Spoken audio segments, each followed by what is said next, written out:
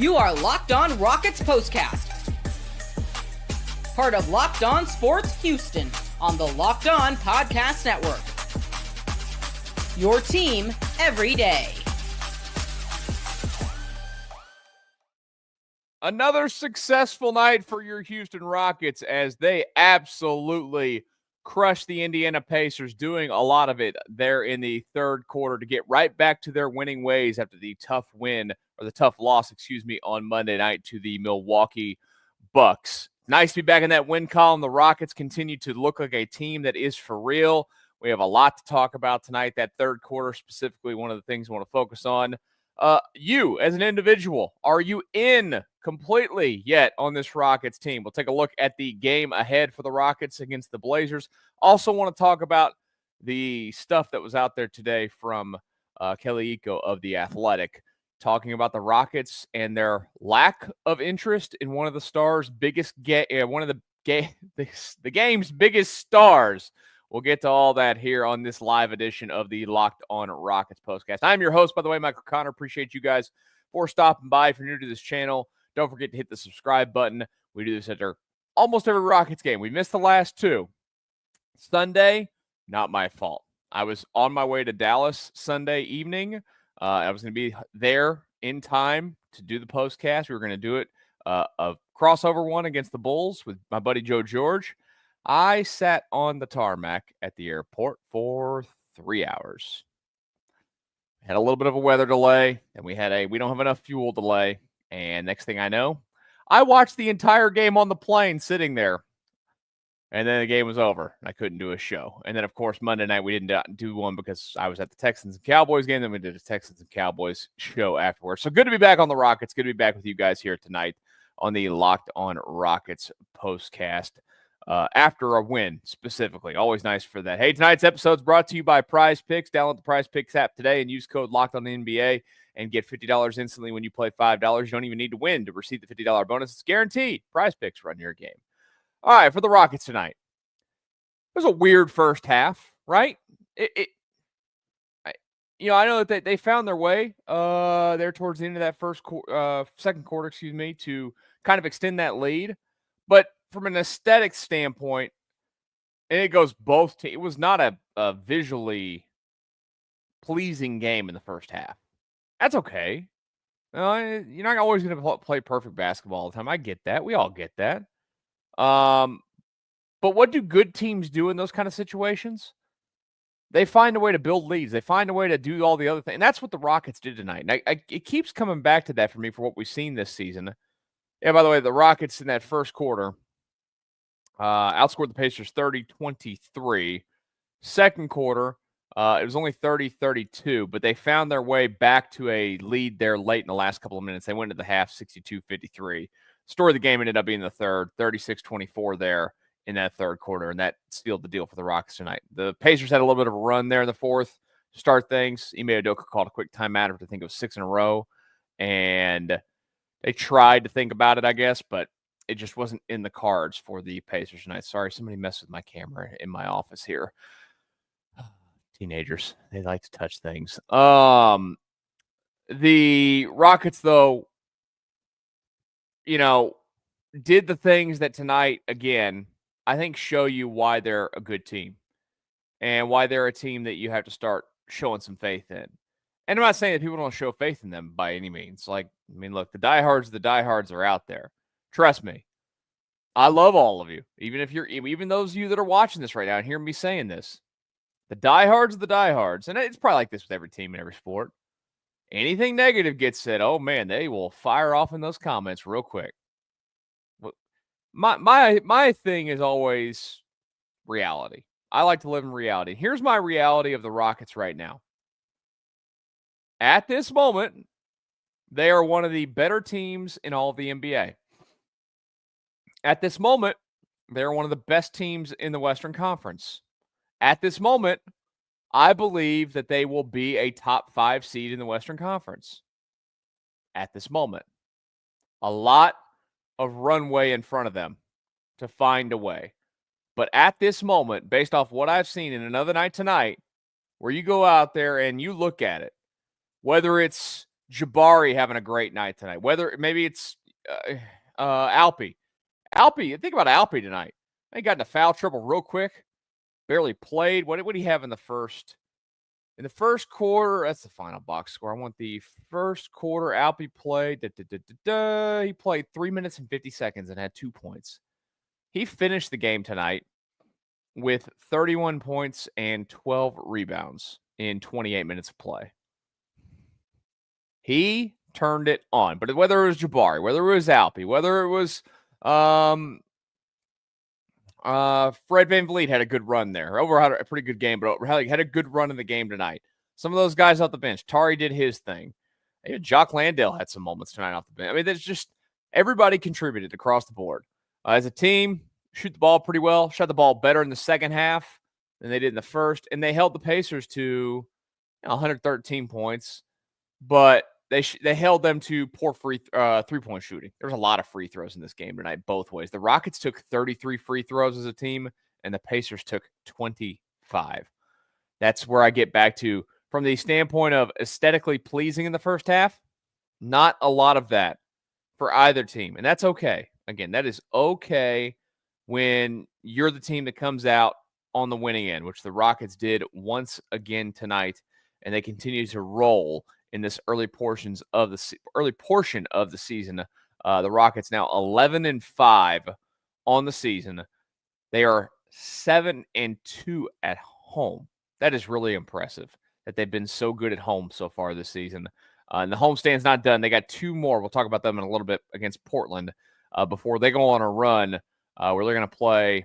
And look, they're going on a road stretch after this. They're going to play 1, 2, 3, 4, 5, 6, 7, 8 out of 10 games after those 2 Portland games will be on the road. So they're going to be tested a little bit there. They got some matchups in there pretty easy, but still, they're going to be tested in that period of time to see where they're going. And I think that this is huge based on kind of the early returns of the season. And I think one of the things that we've talked about on this show that kind of stuck out with me was the starting unit offensively not being the most lethal early on. And maybe it's just finding their groove a little bit, getting, into the season a little bit, getting your legs under you, getting the shooting rhythms going of the season. But I think this impressive stretch of basketball that they've played, it's the starters finding it that has been the best thing to me. It's great when they have nights. They had a lot of nights early on where, the bench came in and just went nuts. It's awesome. You have to have that. The Rockets' depth is real. But you also have to have nights where your starters go out and do what they need to do. And tonight you got that. I mean, 4 of your 5 starters tonight were in double digits in points. 23 for Jabari, 31 for Alpi, just 14 for Jalen, and then 18 for Fred. Dillon Brooks had the 4. God, Dillon Brooks was bad tonight shooting the ball. 4 points, 1 of 10 from the field, 0 of 7 from 3. Did knock down 2 free throws. And I will say, so I like that they're doing this, I think it's called Wired Up Wednesday on the TV broadcast. They can avoid having Dillon Brooks as the Wired Up Wednesday subject again because he is boring on the mic'd up. Last week, I think it was Tari, and Tari was great. Dillon Brooks, not much entertainment there. That's okay. You don't have to be entertained. Like, it's trial and error, right? We know that you don't want it on him again. That's probably what you're not looking for. Let's check in on you, the fan. You guys are the fans. I'm a fan too. How are you feeling? Are you at the point where you're buying in the hype? Like I just sat here and said a minute ago, the hype for me is that this team can be a 5 seed in the Western Conference. We'll talk about that. We're going to talk a little bit about the tweet put out today from Kelly Eco of The Athletic on the Rockets' lack of interest in a super duper star in the NBA. We'll talk about that next here on the Locked On Rockets Postcast. Talk about FanDuel. Get ready to tackle the NFL action with FanDuel, America's #1 sportsbook. Right now, new customers can bet $5 and get $150 in bonus bets if you win. The FanDuel Sportsbook app gives you everything you need to place live bets on the NFL. It's all in one place. So when you get a hunch in the middle of a game, you can check out the latest stats, view live play-by-play, and so much more on the same page where you place your bets. Just visit FanDuel.com to join today. You'll get started with $150 in bonus bets if you win your first $5 bet. That's FanDuel.com. Never waste a hunch and make every moment more with FanDuel, an official sportsbook partner of the NFL.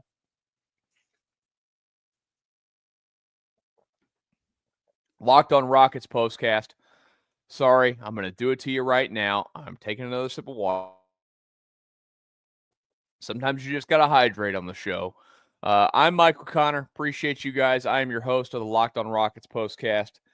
This channel, Rockets, Texans, Astros, Cougs. We're going to have a busy weekend on this channel, by the way. Sorry, they messed with my chair, too. I'm doing this live. We're doing it live. We got Rockets this weekend, Friday, Saturday. We got Cougs football Saturday. We got Texans on Sunday. And hopefully a lot of wins between now and then for all these teams. And hopefully for the Rockets. By the way, if you're looking for this show, wherever if you want the audio version, I should say, go and find the Locked On Rockets podcast. Anywhere that you get your podcast, it's free. Search for it. You'll get this show and the Locked On Rockets show. So I always mention to you, if you're not familiar with Jackson Gatlin, who hosts the Locked On Rockets podcast, which is daily, you're missing out. Some of the best coverage that you can get of your Houston Rockets right there from my man, Jackson Gatlin. Subscribe to his YouTube page. Check out his show. And then, of course, check out this show as well. We appreciate you showing the love. And showing the love for the Rockets so far on a celebration tonight. Celebrating the championship years.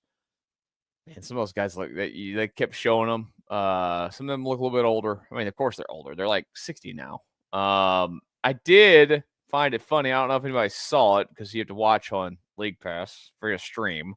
I was in here on my computer doing some stuff, and I had the computer stream up.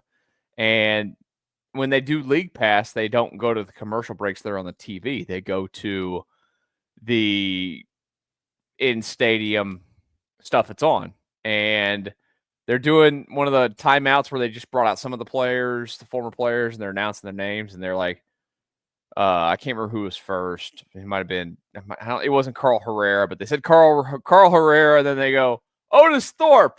And they cut to it. And it's a tall, goofy looking white guy. It's Pete Chilcutt. Chilcutt? I can't remember how to say his name. Now, look, don't shoot them. I mean, some of you might have been younger than me. I was a 3- and 4-year-old when the Rockets won their championship. So I don't remember those days, unfortunately. I wish I did. I just don't. I think it's Pete Chilcutt. I can't say it. I know his name, but I just can't say it. He was a bench player. Then they got to Otis Thorpe. Otis Thorpe was next. So yeah, cool to see the new uniforms out. I think I wasn't so in on them immediately. I'm in. I still say I don't love the H-Town thing. That's just a preference for me. I don't like H-Town. I would have rather it just say Houston across it. But I do think that they're really sharp. I think they're really well done. And they look good. And I thought the floor looks awesome as well. They've really, with all their City Connect jerseys, whatever that they call those, City Edition. City Connect's the baseball ones. City Edition jerseys. I think that they've all been really good. I think the one that it's not that I didn't like it. It's just, it was my least favorite was the powder blue, basically, for the Oilers stuff. But I get why they did it. Man, it wasn't like it was, I'm not saying it was bad. It was just my least favorite of all of them. I love the throwback with the retro look of the pajama uniforms. One year I'd like them to just go straight pajama uniforms. That's my childhood. The pajama uniforms were it. With the Rocket with his teeth. I know that era of Rockets basketball is a little bit forgettable. Whether it was it was Stockton. Was it Stockton that knocked down the three? Is it Stockton? Or is it, Stockton that knocked down the three in the Western Conference Finals. Knocked him out in those uniforms. Or the Barkley era, or any of the Barkley and Pippen era, or the Francis and Mobley era. It started the Yao era. But those uniforms when I was a kid, man. Oh, those were the jam. You were doing it big if you showed up to school with the pajama uniform that actually had the stripes. Because if you bought them back then, they didn't have, it was just the basketball on it. But they started to make them with the stripes on it. And those were the more expensive ones. And I got one. And the first one I got, Scottie Pippen. Yep. That didn't work out very well for the Rockets. He will not be invited back for a Legends Night. The championship team getting some of the championship teams getting some of their glory tonight, and then getting a win on top of that, which was very nice. My question to you guys right now, just kind of checking your vibe. You can throw it in the comments, whether you're live or watching this recorded later on. Where are you at 11-5? Are you still kind of in a wait and see mode, just based off of it being an 82-game season, and you want to have a little bit more of evidence that says, yeah, this team is legit? Or are you like me? You've watched 16 games now of this season, and you really think that, hey, these young guys are turning a corner. I think we're seeing a lot of that. Whether it's, you could see the offseason work that Alpi put in to be, stronger physically, to be able to stay in games late defensively, and his overall attention to detail on the defensive end of the floor. His offensive prowess has always been fantastic. We know that. Jalen's athleticism has always been fantastic. I don't think he's ever going to shoot the what out of the basketball, but he's always going to be streaky a little bit. But he's kind of stepped up his game as well. It's been a weird season for Jabari so far this year. I don't think he's played probably to the level that he wants offensively. But there's been some signs recently of things getting better, which is always encouraging. I mean, they need him. They need him to be a guy that can, I've always said, that can stretch the floor and do the things that he does defensively. And then, a guy that we've highlighted a lot on these shows, Tari's been a revelation this season at how much of a leap he's taken forward. Same can be said for Amen Thompson, his second year in the league. I am, at the moment, also fighting off a sneeze. This is one heck of a live show right now. If I have to stop for a second, I'm sorry. I feel it on the tip of my nose, but it feels like it's going away. Honestly, it's worse. I would have rather sneezed there than not sneeze. So that's kind of where I am. 16 games into this season.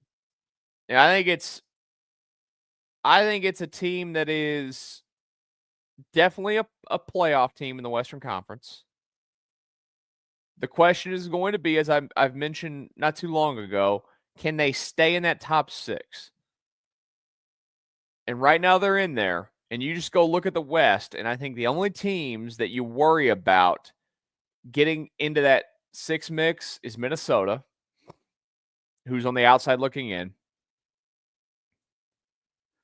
I still feel like Sacramento can be a team that's maybe in that mix. I know that they're literally the 10 seed right now, but offensively they're so good. Dallas is going to have to get back at some point, you think, to it. They're just starting slow this year. I don't know if I'm there with Memphis. The Clippers, I'm not worried about at all. But I think I guess if I had to pick the 2 teams that are outside looking in, that are definitely going to be an issue for being in the top 6, it's going to be Dallas and Minnesota. Right now, the Rockets have cushion there. They're 2 games up on Minnesota, who's currently the 7.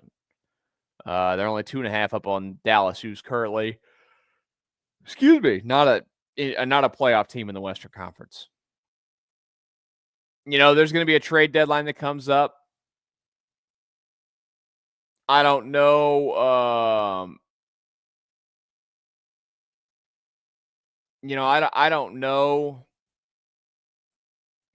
what they're going to do, how willing they're going to be to go in on certain things. But what I do know is that they'll probably pull off a deal if it's the right deal. Let's talk a little bit about that. There was a tweet out today from Kelly Iko of The Athletic that covers the Rockets, covers the NBA in general now. I don't think he's just exclusively Rockets anymore. Talking about the Rockets' lack of interest in a player. Does it surprise you at all? Do you think it's the right move? And we'll take a look ahead at the game against the Blazers. 2 games in a row against the Blazers. We'll talk about that next here on the Locked On Rockets Postcast. All right, I told you earlier that this show tonight's brought to you by PrizePicks. And well, PrizePicks is the best place to get real money sports action. Over 10 million members and billions of dollars in awarded prizes. PrizePicks has made daily fantasy sports accessible to all. You just pick more or less on at least 2 players for a shot to win up to 100 times your cash.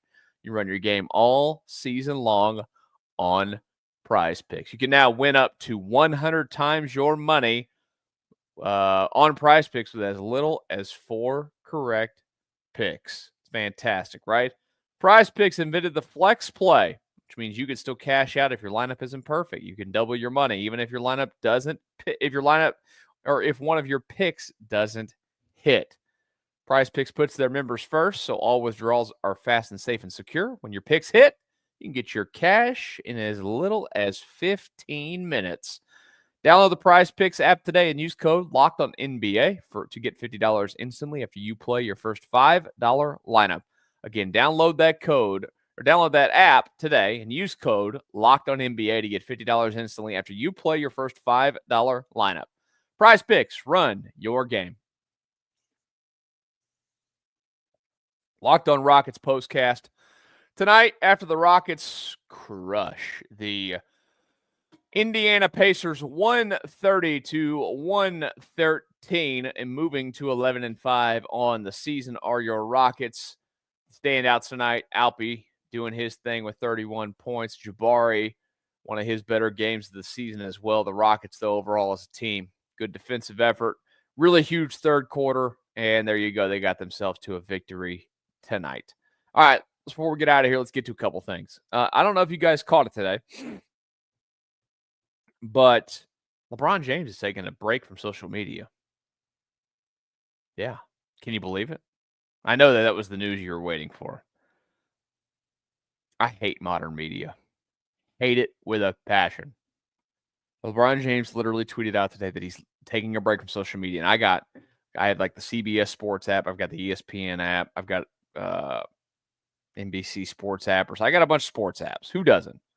I get an alert from all of them saying that LeBron James is taking a break from social media. Who cares?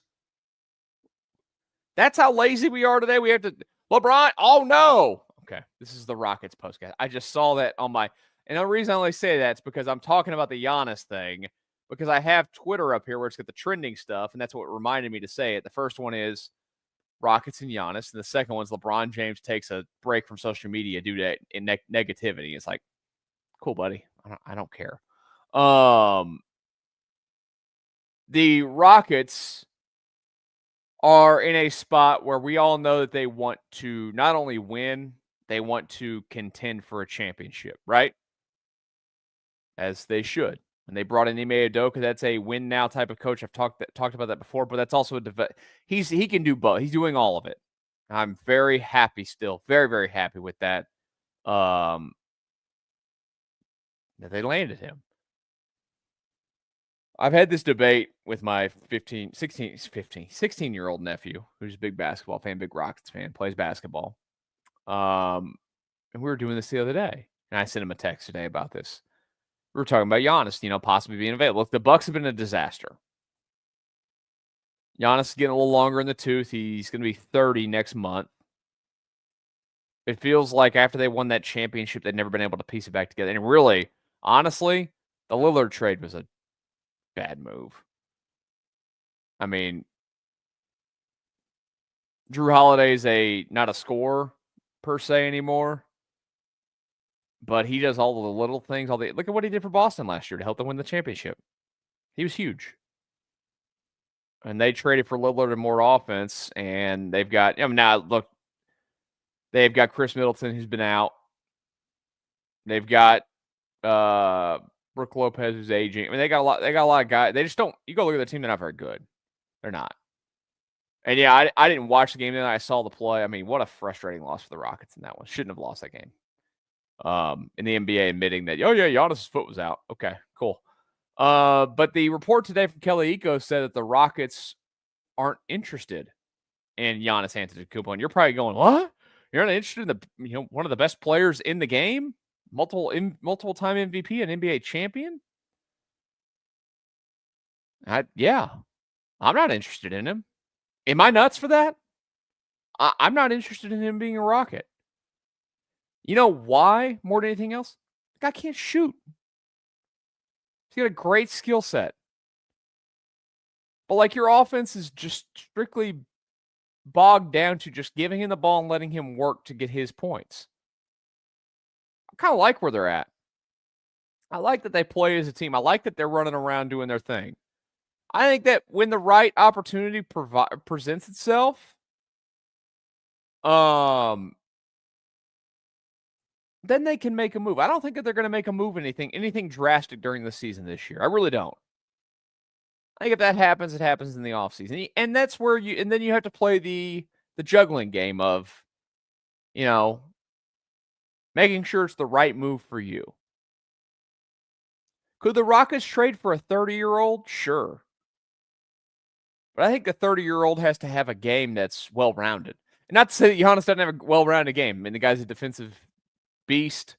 I think he's won a Defensive Player of the Year before, maybe one or two of them. He's a rim protector. He's all these things. But there's one thing to this day that he's still not, is he's not a shooter. Never has been, never will be, right? And that really kind of turns you off for it and how ball dominant he has to be to get his stuff. I want to see a superstar here too. I think the league right now is kind of lacking the superstars. I think the league also right now doesn't have a bunch of the young superstars that are ready to be moved by other teams. I don't think there's anything wrong with just running out with your guys, seeing if any of them become the superstars. There's signs in certain areas. And you don't want to trade it. You've put investments into these guys and you're seeing some of the fruits of your labor. You're seeing you're coming out of the down years. I'd be massively disappointed if all of a sudden you had to trade Atari or trade Reed Shepherd before you even get a good look at him. Trade an Amen Thompson, trade Jabari. Jabari, I've said it. I think I could stomach parting with him. For a lot of people, even parting with Jalen Green would be hard for them. I could do it for the right deal. I think Jabari and Jalen are the easiest ones to walk away with, in my opinion, if you're getting a really good guard. And Şengün's off the table. That's not a guy you trade. I'm glad that fire got kind of put out because a lot of people are going to link the Rockets to a lot of players come trade deadline. And when I saw that today, I wasn't shocked that the Rockets would not be interested in Giannis Antetokounmpo. And I think it's right.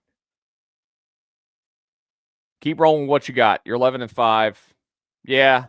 There's going to be some times this season where things probably get a little bit tough, where you play some bad basketball, go through your slumps. It's an 82-game season. Of course you are. But you decided that, you keep all these draft picks all these years, make all these selections. I got no problem with seeing it through for a little while. Right now, if they were not 11-5 and they were 5-11, maybe I'm having a different discussion today. What are you talking about? You don't want Giannis Antetokounmpo. What's the deal here? All right. But they're not. They're 11-5. They're a good team in the NBA, in the Western Conference. They got the Blazers coming in for a couple. NBA Cup Friday night, and they got them again Saturday night. The Blazers are a team that is very beatable. Honestly, the Rockets should do what they did to the Pacers tonight, 2 nights in a row against the Blazers. And if they don't, I'd be a little bit disappointed. Those are games that when you look at the schedule, and now with this team being at a spot where I think, based on the way that they've played, that you keep pushing forward and you're going to be a contender in the Western Conference most of the season. These are the kind of games, though, that you have to win. Good news is so far this season, you go look at their track record. They don't have a lot of losses against teams that, scream, oh my goodness, why do you have a loss against that team? Maybe Charlotte in the first game of the season. That was the first game of the season. Just looking at it real quick. I mean, they lost 1 to San Antonio. San Antonio's, they're improved. There's not another loss on this schedule that I scream at and go, oh my God, how could you have that loss? So they're doing a good job of that. see if they can continue that when they play those Pacers for the next couple. Because after that, it's heading out on the road for Minnesota and Philadelphia and then home for OKC. It's a 3-game stretch that is tough, even if the Sixers are a disaster so far this season. They are. I mean, they're got to be the biggest disaster in the sport so far. Yeah, they're 2-12. Yikes. I hate to see it for Daryl Morey. All right. Appreciate you guys stopping by tonight, watching the show. Don't forget to hit the subscribe button if you're new to this channel. We do this after every Rockets game ends. We'll do it again Friday night after they play those Pacers, or not those Pacers, after they play those Blazers. They beat the Pacers tonight. You guys enjoy the rest of your Wednesday night. We'll talk Friday night on the Locked On Rockets Postcast.